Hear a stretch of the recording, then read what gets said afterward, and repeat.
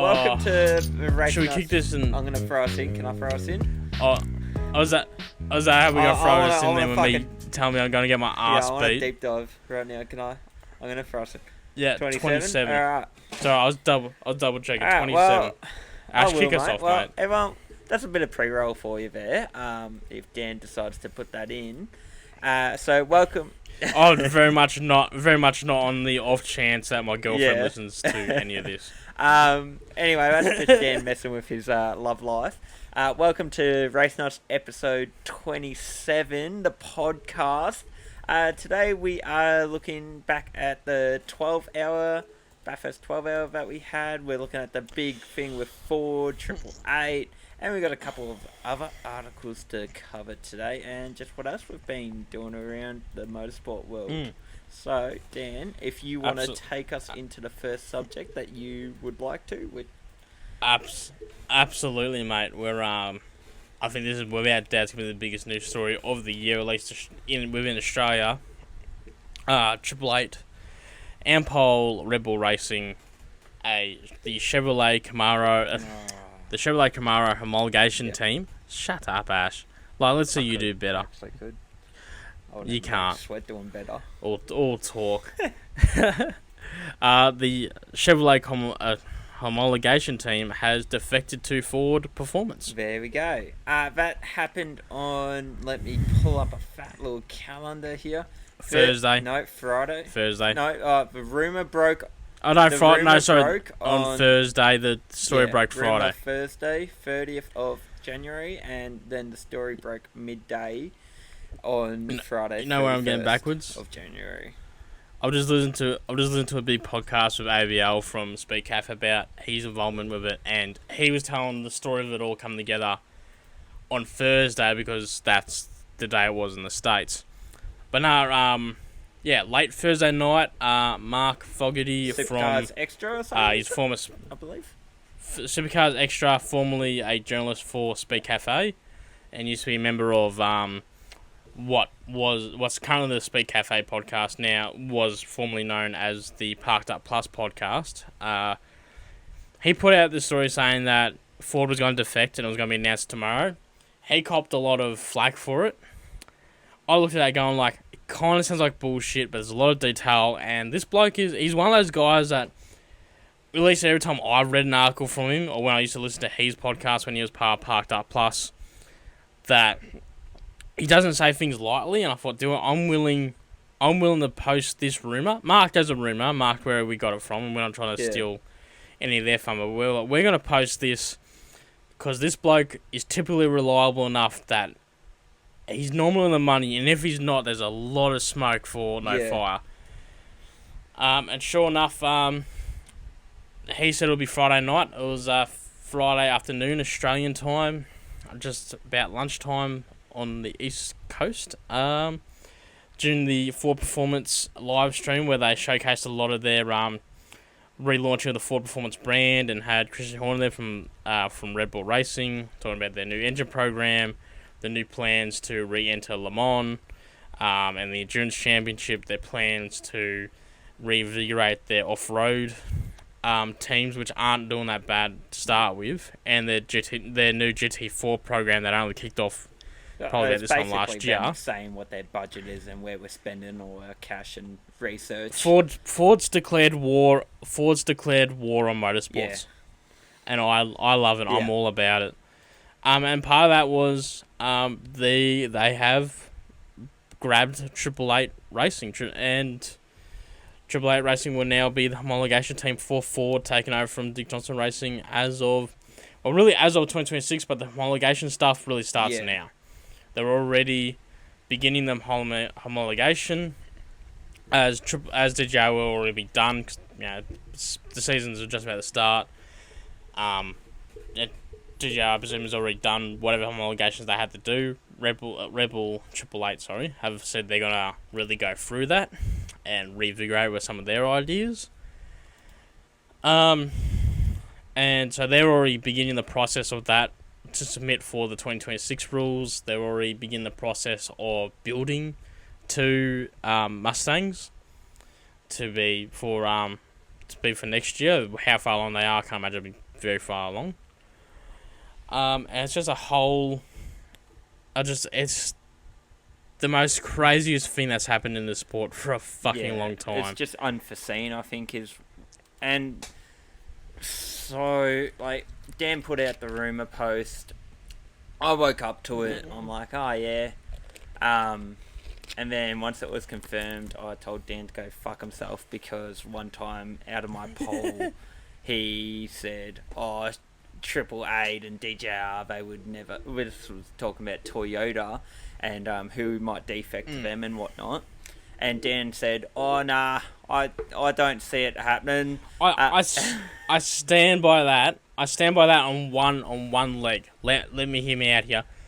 DJR will not be a customer team. DJR... But they will never... Oh, no, sorry, not DJR. Sorry, Triple Eight will never be a customer team. That's what I meant by, like... DJR would never... Dick Johnson Racing would fold before they race anything other than a Ford. Mm-hmm. Like, I don't know if it was poor timing or a consolation prize. Because according to AVL, Dick Johnson himself didn't get told this news until he was over there. Just after he got the award, Ford presented him with a Lifetime Achievement Award. Yeah, which is all good and well. At the same time. What Dan had said, and I was going to pull up the quote, but it was along the lines of, they would never change. They're both homologation teams and shit. So Dan took them out of the poll. No, I stand by because Triple Eight would never be a non-homologation team. That's fine. And that's part of the reason why they're going to Ford. You can stand by it. Right? And Dick Johnson Racing never going to touch anything that isn't a Ford. You stand by it. I stand by it. I support that you stand by it, but still, it doesn't. It seems like you're really trying to shit on. Bitch head. No, if you want to make me eat me words, they'll be telling a friend of ours in the Bathurst group chat last year when he sent me an article by 9MSN saying Toyota to enter supercars, and I said, like, fuck, they've been saying that for 20 years.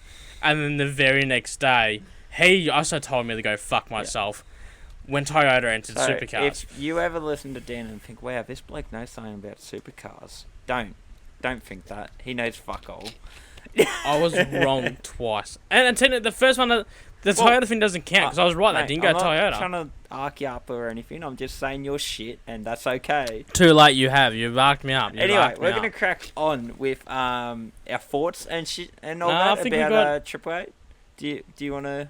Yeah, I think there's a lot to discuss here, like have you watched the video from Jamie Whincup explaining his reasoning? Oh no, the way he was staring at the camera, it just went straight through me. Like, I couldn't quote anything he said, but I did make straight eye contact with him while watching it, so... But yeah. You also made eye contact with him once when you asked if we could come into the garage. And he said no. He'll regret that. When he sees our... Also, quick shout out to all our new followers and all our old followers and everyone in between. When he sees our 2,100 followers, mate, he'll be thinking twice. We are forced to be reckoned with now. So he pretty much outlined. Big reasoning was that Triple Eight wants to expand, and they want to go GT racing. You're noticeable this year. They normally do go GT racing with an AMG GT3. They've pulled that program. I don't know if it's by coincidence or for whatever reason they pulled it this year. It was probably messy timing, I would imagine, to say where we're forward and then go race a Mercedes. I think that would be a little messy. No, well, they've been racing Mercedes for years with Chevrolet. And it's never been but when you're doing the whole... But I think it's just the cost. I feel like that would be messy. I don't know. So they want to expand. They want to expand on the GT racing. They want to expand in the States. They got Camaro Cup. They got Mustang Cup, which is Mustang GT4 cars, I believe, in a one-make series. There's been plenty of talks about that bringing here. Jamie Whincup says they want them to bring it here. They want to race in Mustang Cup, and they want to expand across all forms of motorsport, which Ford currently is. Now, GM is not expanding that much. They don't have a GT program. They're pretty much they got a NASCAR program, and that's about it. Oh, and some IMSA program, and maybe a couple wild. So that was their bit there, but yeah, they're not. Yeah. But that was the big thing. He wants to expand across all motorsports, and I think, while he didn't say this, what I took this as is I think Jamie wants to turn Triple Eight into a super team. We're starting to see these super teams of. You look at Penske in the States. He's got a NASCAR team, an IndyCar team, and probably Indy Next and everything too. If I was to have a guess, yeah, NASCAR team, NASCAR IndyCar team, an IMSA team, a GT3 team. He came and played in supercars for a little while with DJR. You see Andretti. Andretti's got an IndyCar team. They now got sort of a Formula 1 team supercars with as well. Yeah, with supercar, they still got a Formula 1 team with the Cadillac entry that was Andretti, and then for some reason it's become Cadillac. But there is an Andretti link there somewhere. How watered down is, don't know. And of course they have a link with supercars through Walkinshaw Andretti United, and it's the same with McLaren. McLaren Formula 1 team, IMSA team, supercars, IndyCar team, and a connection again to WAU Walkinshaw Andretti United. And now you look at where Ford is, and pretty much the whole idea of Ford launching. We are now a part of Formula 1 team with their backing with Red Bull, and they're not just backing them; they're building the engines from next year onwards. So they now got Formula 1. They were already in GT3, GT4. Sorry, they're looking at GT3. They're returning to Le Mans, and they want a proper supercars team, and I think it's plain and simple. You don't have to look far. That DJR hasn't done enough to keep them. DJR has been, and I've said this for a long time, and I'll say this as a DJR fan. I used to be, I used to be the biggest fan of Sqaud McLaughlin when he was dominant. DJR is too big and too good to be this shit, and they've been consistently shit. Yeah. For the last since Scotty and Penske left. And you can argue, is that the money? Is that it was that Scotty? Ryan Walkinshaw took a step back at that same time. Not Ryan Walkinshaw, sorry. Ryan Story took a step back. He now returned. I think just plain simple that just DJR did not do enough to keep them. And these talks, according to Jamie, according to Speakhalf, these talks started mid-year when Toyota joined. They started having chats about, okay, who's got the best package. They did talk to Toyota. They did talk to Ford. They found Toyota. They wanted to be a homologation team. Toyota was already full of go with WAU's homologation. So I took Toyota out of the rack. And then we looked at Chevrolet. Nothing much really happening there. It's just the program that it is. And then they looked at Ford, and Ford says, well, we're doing this. We come back Rebel. We'll come with Endurance. We come back with Insight. We've got GT3. We're looking at GT. We got GT4. We're looking at GT3. Yeah. And those conversations expanded over the Bathurst weekend. And basically that's what Jamie said, of like, this is about expanding. This is about doing more. This is about having bigger opportunities around the world and around the motorsports landscape that we weren't getting with GM. Yeah, absolutely. That's a good way to sum it up, because that's pretty much how it all happened. And as you said, Ford, they're such a big company, and their ties to motorsport are a lot deeper than GM's ties, I would say. I would think that would be a fair point to make. No, it's all a question of, does GM want to go back to war? I think it almost, like, if GM didn't fight for 888 and their Chevy Camaro, then... Well, by the sounds of it, so this is all second-hand reporting from AVL, because AVL was speaking on his own podcast about how this all came down to him, because he was already over there in the States for the Ford launch, and then got a, hey, Jamie's coming over, sign some paperwork, and you'll have a meeting with him when he's over there. Signed some NDAs and stuff so he couldn't leak it. And what he was saying, when he was told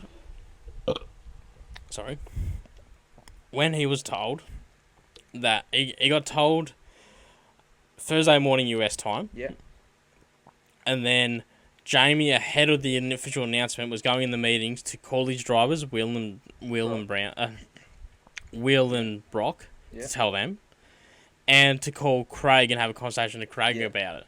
So this was a very tight-knit thing that even the drivers weren't even aware of. And by the sounds of it, so was GM. One of those meetings he was going into a meeting with GM to tell them that they were leaving. And apparently, according to Avio, around the same time period, Ford was going into a meeting with Dick Johnson Racing to inform them that they had been dropped as the homologation. So that part is, like, let's put a little asterisk with it. That part is most likely DJR are done with being homologation. Yeah. Well, they are. They're full. They have full lost it. They're still going to remain a Ford team. Like I said to you, there's a few things. Will Ford go? Will DJR go with Toyota? Like I said, I think Dick Johnson would rather burn the building to the ground with him in it than put anything other than a Ford car in that garage. In the team. So they're not going anywhere. Now the real question is what happens to some other teams. A lot of teams are AAA customer teams such as Team 18 and Premier. They rely a lot on either AAA built equipment or AAA data, or both, through individual programs and deals they have with AAA. Would they now be looking at ditching the Ford? They could be, if that's something they rely on heavy enough. Team 18, we already know, has had a pretty good sniff at Toyota, and I would not be surprised if they do choose. I wasn't already surprised if they chose to jump, but I think this might be the final push if they still go, well, we can either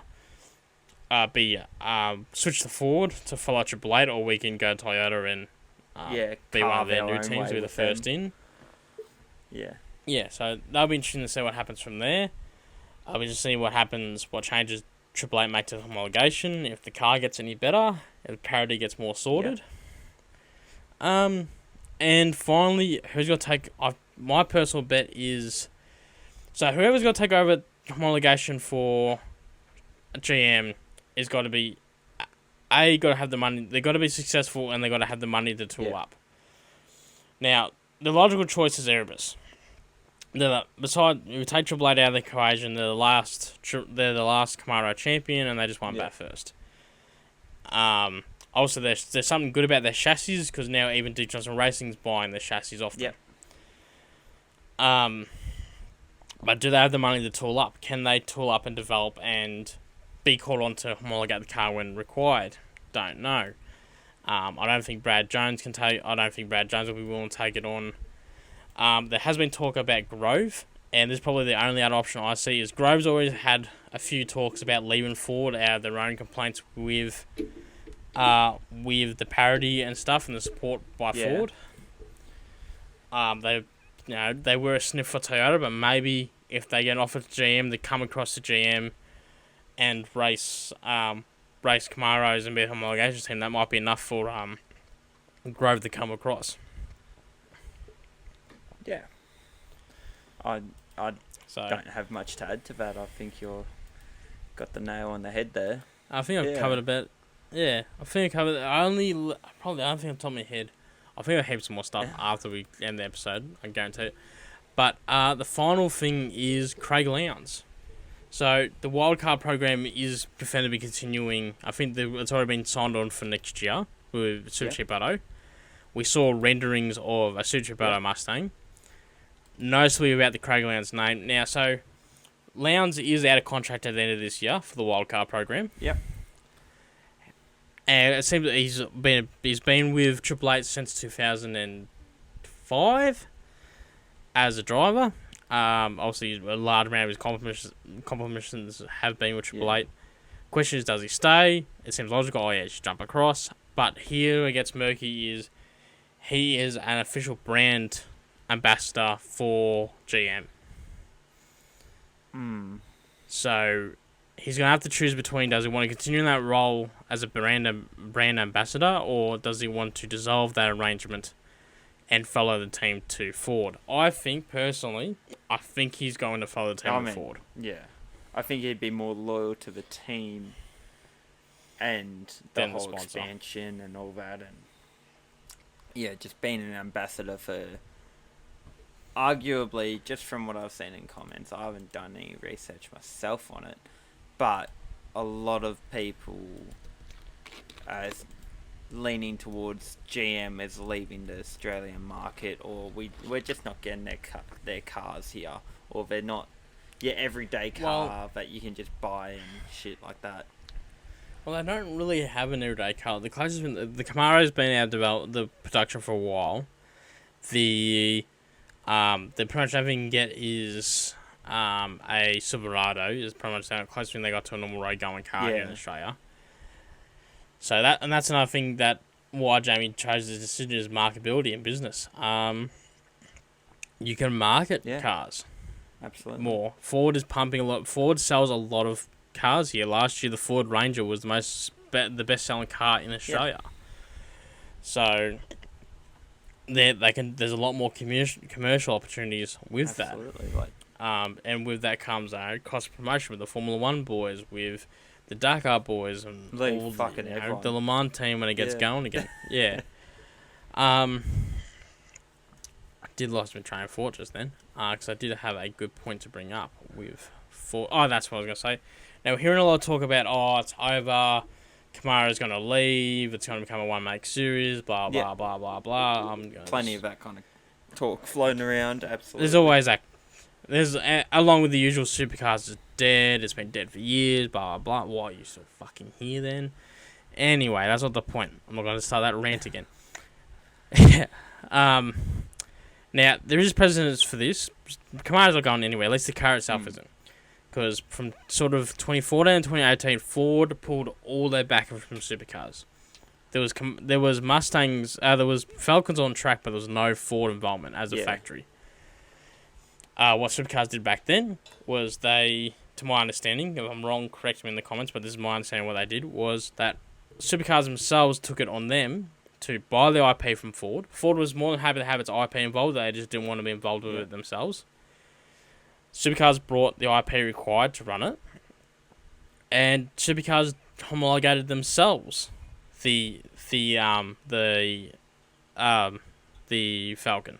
I believe they outsourced a lot of it to JJR anyway, but for Supercars themselves took over the position of the manufacturing backing to support the Falcon. So in the case that the Camaro is gone, that will just happen again. Supercars will prop up the IP and keep the Camaro name alive. Yeah,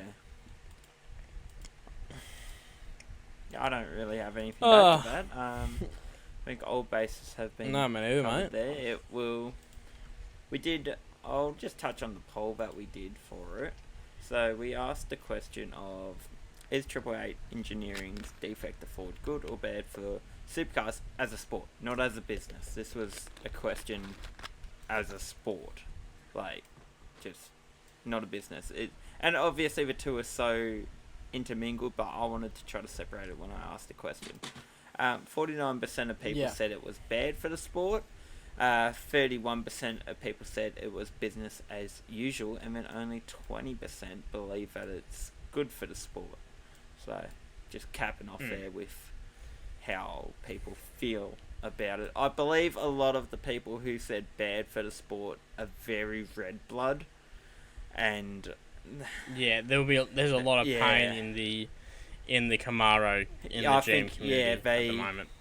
They didn't look at the question objectively, a lot more emotionally. So they're like, "Oh, this is terrible for the sport." The thing that makes me laugh so much is all these people saying like, "We're not gonna follow you anymore. I'm done. I'm over." A lot of them said when Walker Andretti formerly the Holden Racing team announced they were going to Mustangs, purely as a business decision because they felt they could get more support from Ford than what they could from Camaro. Including, here's the proof in the pudding that Ford lured over the biggest team in supercars. A lot of the same people sitting there like, done, not going to follow anymore, traders, blah, blah, blah. WAU is still just as big. It's huge. It did not affect them in the slightest. It's just the same old noise we get unfortunately, from this community of, we've got so many great people and we've got so much stuff to be looking forward to, and unfortunately we've got a small minority that just wants to carry on. Extremely vocal minority. Yeah, a vocal small minority that carry. I said this on the other day. That was like, "Oh, it's dead. No one goes." Like, Bathurst camping sells out Yeah.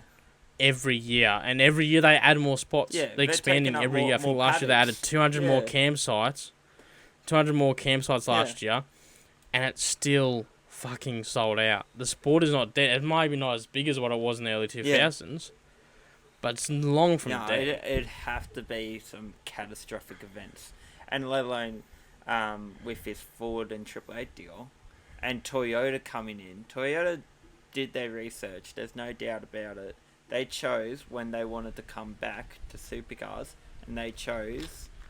They're coming in 2026, aren't they? Is that right? Well, yeah. So they Next come in year. 2026, and they gave that decision out loud and clear late 2024. So Toyota's such a big company. They're a really good example, and that's why I'm bringing them up, is because they would have done their due diligence, their everything. They would have done everything, and it took a lot. And on top of all that, it took a lot of convincing to get them across. Yeah, supercars had to wave a little carrot on a stick at them, and be like, "Hey, come over. We'll give you a platform. We'll give you a good platform." And I think they pretty much threw Walker and Dirty at them, saying, "Well, here's a homologation team ready to go." Because formerly Walker and Dirty was the whole homologation team up until I can't remember what year they swapped to Triple Eight, but they were. Any final thoughts before we leave Triple Eight and Ford behind us, mate? Just that I think it's pretty cool that Ford and arguably Red Bull have they've just come together, and they're creating this monopoly of Red Bull and Ford and all these teams. They're getting the best teams they can in their categories to play the part. I just think that's going to be really cool to see in 26, 27, 28 onwards kind of thing, as they just pick up those couple more loose ends that they might not have tied up yet. So that's my final thoughts on that little chapter of the podcast. Oh, well, I think I've said enough. So let's move on to...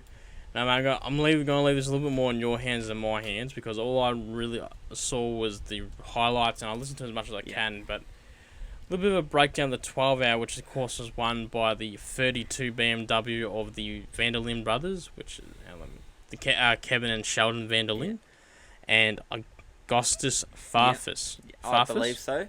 Yep, I think I got that.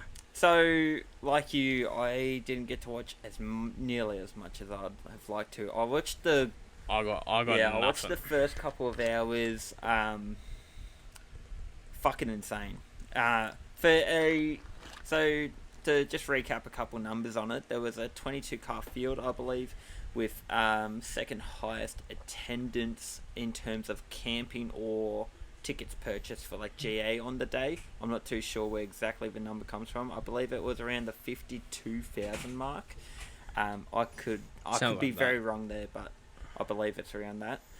And so, it's busting. It's going off. There's a lot of people there. The atmosphere, I imagine, is great. I wasn't there myself, but just from what I could tell.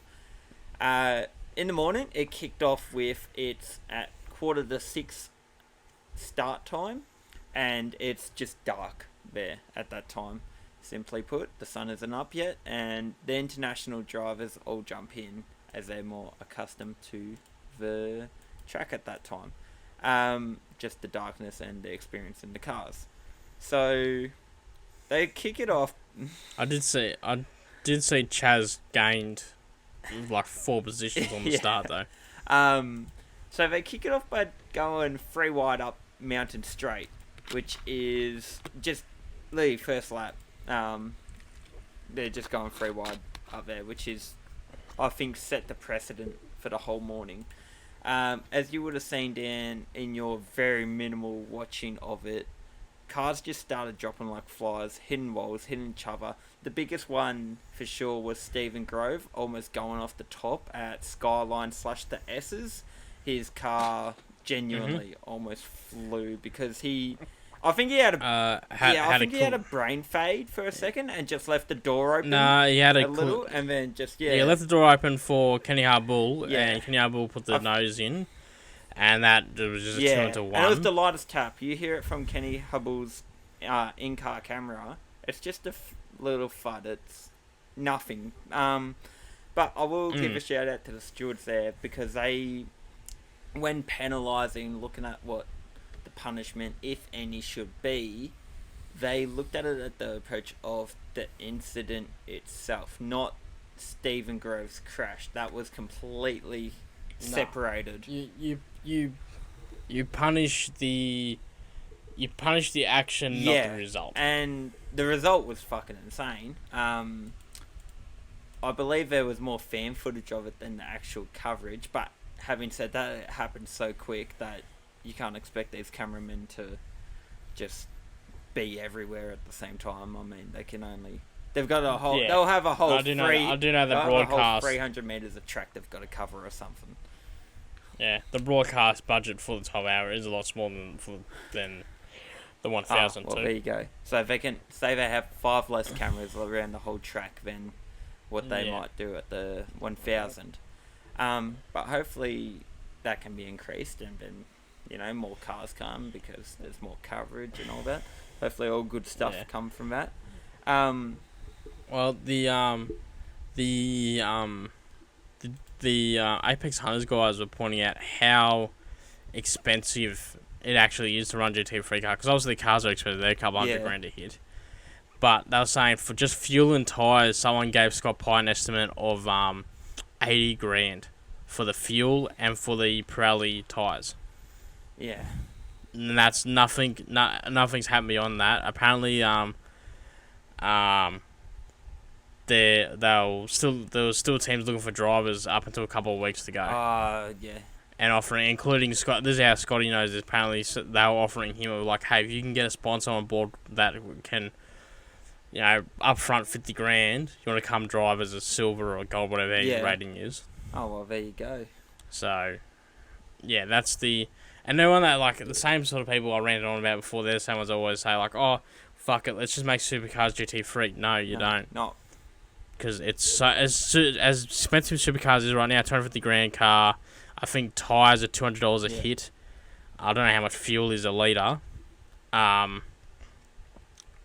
it's nowhere near as expensive. Like, the fuel they have to use for the GT3 cars is $8 a litre. And a GT3 car uses, 3.5 a lap? That's burning cash. Good God. Well, yeah, that's a really good point, is just the pure expense of it. It's not a case of you already have the car, the trailer, you already have everything, let's go racing because it's now cheap. No, it's still expensive to go racing, as Dan just said. It can be easily a $150,000 weekend, let alone any damage, how many practice laps you might do, especially around Bathurst. You're not going to be shy on your practice front. Tyres, how many sets of tyres are allocated and you need to bring with you, and just any data, engineers, mechanics, all your accommodations as well. This is mostly certainly towards the Bathurst, because you can't just stay anywhere. In Bathurst. Flights, travel, getting the car over there. It's easily $1 million weekend. Any day. Oh if it isn't, it's so close. It would be negligent. But looking at the race itself, it was really good, really fun, and from what I saw, it was just good. It was good to see Stephen Grove get out the car. I believe he's doing well, if not speedy recovery. Yeah, last I heard, he was taken to Orange Hospital for checkups. Because he was very winded. Like, you could tell the moment that he had the in-car camera and he made contact with the wall and he had come to the sliding kind of stop, you'd just hear him saying or moaning the same thing over and over. And, like, that's just how fucked it was. Like, how aggressive his spin was and going that high. And, like, these cars are unbelievably safe. But if I was to make one suggestion on I think that one incident is more than enough to justify putting catch fencing, at least along that lower section, to also protect marshals and stuff. Like, just for 150 meters or something, just some catch fencing, so then we eliminate that. And it can be permanent catch fencing too. Like, it's everything's permanent there, pretty much on top of the mountain. Yeah. So some numbers before we move into the news. It was 51,300 in attended the event, and across 7 supercar interventions. I think that's where we'll leave this. Let's crack into the news, mate. So we'll jump into this is a Speed Cafe article written by we'll find their name, by Matt Koch on the 30th of January 2025.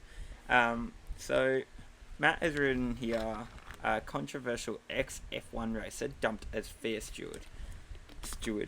This is Johnny Herbert. I don't know an amazing amount about his career, but I know the name. The name really rings a tone with me. It's just... Yeah. He won... I believe he won a couple of Grand Prix. Maybe not. Maybe three Grand Prix, F1 race winner has been written here. Yeah, he was more bigger in the late 80s. Yeah.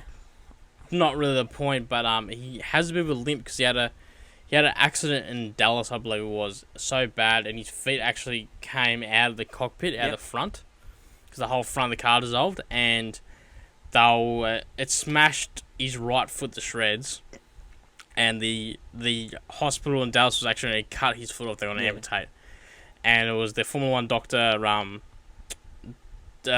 Dr. Sydney? Walken? Shit. I can't remember his name. I'm having major brain fade. He actually said no, we can save his foot, and really fought for it, and he did. Unfortunately, it meant they took quite a fair bit of his ankle out. So he's I believe it's his right foot's like a full 2 inches shorter than his left. Go. Probably has to have a heel on that shoe to even it out some. Yeah. So the reason being that Johnny Herbert is being controversial in the sense of, as much as he's a steward, and not a full-time steward, because I've learnt through this article, with what I've taken from it, is F1 doesn't actually have full-time stewards. Maybe like the top 5 or 10 positions are filled out. It rotates. It rotates every Grand Prix. Herbert was a steward every 3rd Grand Prix. There you go. And he was also a pundit. So a pundit is, as what I can tell, is someone who's speaking to the media, someone who has a vocal opinion, a commentator.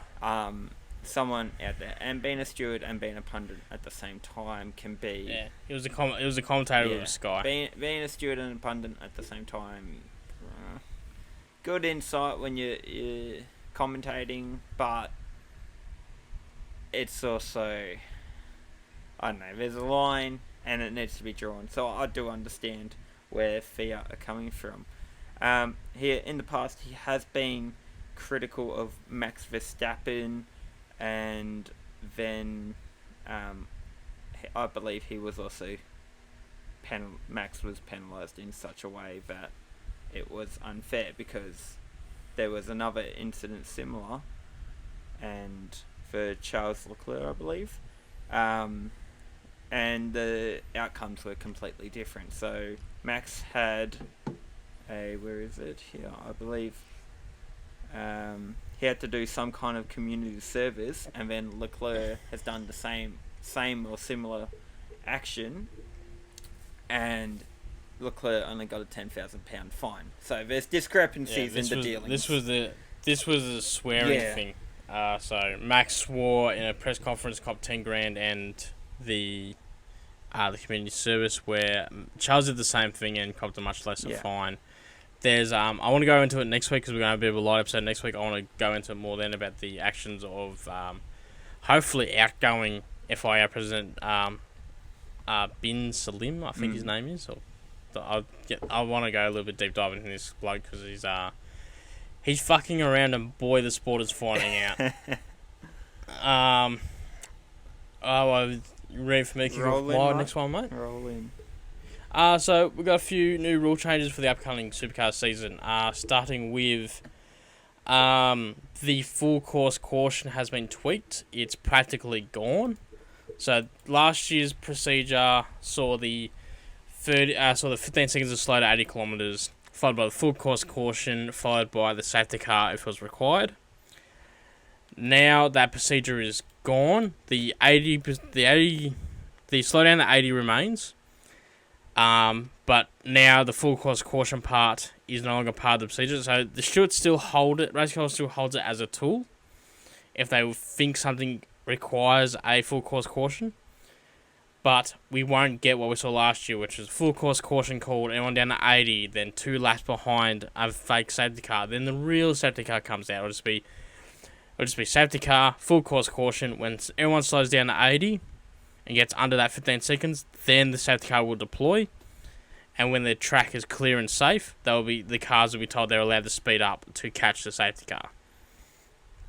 So good, yep. That's gone. And there's been a tweak to the co-driver weight limit, which I don't really know how this works, but instead of going off the primary driver, it will now be combined. Scott Pye on his podcast was going on about this because he was saying if it's about 3/10 a lap per kilo, and some of the weight differences from last year he pointed out Todd was 27 kilos lighter than him.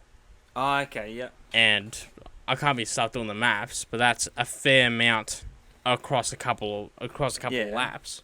He did say, he goes, look, Todd would have still won that race anyway, because I'm not saying that's why we lost. He goes, but that's been an issue that it makes it a little bit harder to fight. So Supercars have tweaked that a bit to a more appropriate thing. Yeah. So Ash, do you want to kick off this next one? Taking us to the soon-to-be Australian Grand Prix, that is, and this is once again, I've done a track walk recently with F1 fans and content creators at Albert Park. I've got an article here once again by Matt Koch, but I probably don't really need it too much as I have seen the changes for myself. At turn 6 at the Australian Grand Prix, which is a fast right-hander straight into a left-hander. You'd have to look at the map for it to kind of make sense. It's a right-hander into a sweeping left-hand exit kind of thing. Yeah, right-hander into a left-hand kink. And so this, you'll know the crash from George Russell in 2024 where he had come around the corner, I believe it was the last 15 laps of the race or something, and it was the last lap, I think. It was, last or second last lap. It was enough that the red flag ended the race. And he just ate shit on the curb, and he went, I believe he hit the barrier and then came back out onto the track, going off memory there. I haven't seen the video in quite some time. But he ended up in the middle of the track, upside down, and he could tell he was in the middle of the track, upside down, which is fucking terrifying for anywhere on a track, but let alone a blind right-hander for anyone who's coming through. And, it's yellow flags and all that can only do so much, but they've looked at this incident and seen that Albon crashed there in 2023 with his car also rebounding out onto the track, and Williams on practice in 2024 wrote another car off there, leaving them with one car for the weekend. So all these issues, I believe that was Albon again as well. Yes, Albon did do it, and then he took Sargent's car. As you should have. A lot of the characteristics have stayed the same as drivers have said that they love it. Ricciardo referring to it back in 2018, I believe there was a quote from. A quote from the speaker. It was, I believe, Ricciardo saying that the characteristics of this corner were just awesome because, especially in quali, you do a little bit of braking, you send it straight in, and the moment you're on the exit, you full tit. back at it in quali spec. You wouldn't do that in race spec because you'd kill yourself.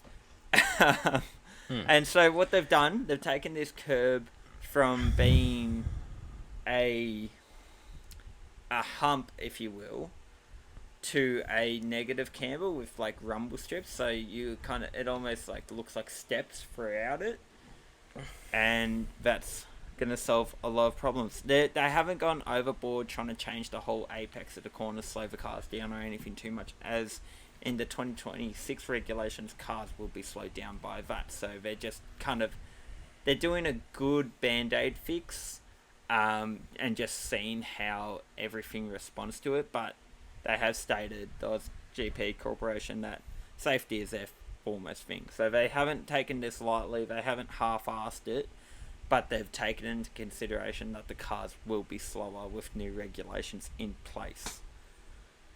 So, yeah, there you go. And they've also added half a metre of a concrete strip outside the curb, so there's room there before you hit the gravel. Well, that's good. And to add on to that too, I saw another article earlier saying that the classic yellow striping around the circuit, where the white lines are placed as a yellow line, because green gold matches matches the walls, that is going to, for some reason. I haven't read the full article, I don't know why. Just shits and gigs. I got one more article, but I'm going to push that to next week because I'm not feeling too shit hot at the moment, so I'm just going to cap this out. Looking ahead, still nothing until the season kicks off in 2 weeks' time. I'm going to go pass out, Ash, so I'll talk to you next week. Then, mate.